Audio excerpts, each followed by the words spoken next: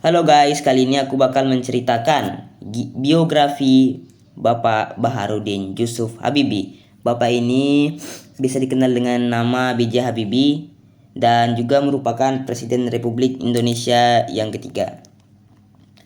Bapak Baharudin Yusuf Habibie atau B.J. Habibie lahir di Parepare, Sulawesi Selatan pada 25 Juni 1936.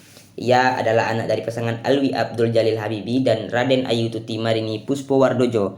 Ayah Habibie bekerja sebagai seorang ahli pertanian. Ia berasal dari Gorontalo, sedangkan ibunya berasal dari Jawa. Masa kecil Habibie dihabiskan di Parepare. Saat itu ia sudah memiliki sikap tegas dan berprinsip. Namun ketika berusia 13 tahun atau pada 1949, B.J. Habibie dibawa ibunya kembali ke Pulau Jawa setelah ayahnya meninggal.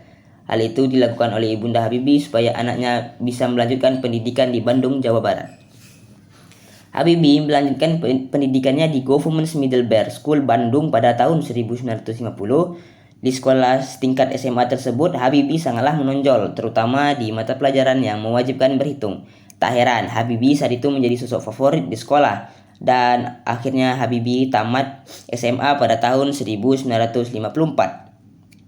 Setelah itu, ia kemudian masuk di Fakultas Teknik Indonesia Bandung atau sekarang yang bernama Institut Teknologi Bandung. Berkat kejeniusannya, Habibie mendapat beasiswa untuk melanjutkan studi teknik penerbangan di Jerman, tepatnya di Rheinisch-Westfälische Technische Hochschule.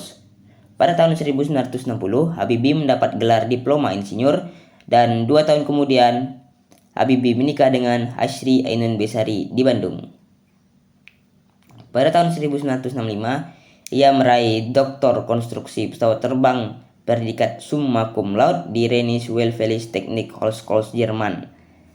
Setelah menyelesaikan pendidikannya, ia bekerja di Mesh-Verisbol-Koblom, merupakan salah satu perusahaan yang bergerak di bidang aviasi atau penerbangan. Berkat kejeniusannya, Habibie menjadi orang yang dihormati di Jerman. Bahkan, ia dijuluki sebagai Mr. Craig karena memiliki kontribusi besar di bidang teknologi pesawat terbang global.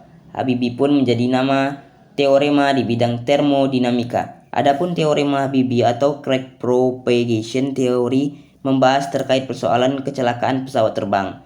Teori ini dikemukakan Habibie untuk memberikan formulasi perhitungan menemukan potensi rekahan pada kerangka badan pesawat.